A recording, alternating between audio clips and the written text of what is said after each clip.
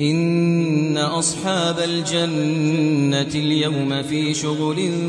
فاكهون هم وأزواجهم في ظلال على الأرائك متكئون لهم فيها فاكهة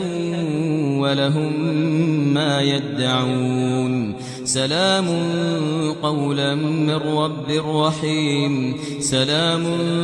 قولا من رب رحيم وامتازوا اليوم أيها المجرمون ألم أعهد إليكم يا بني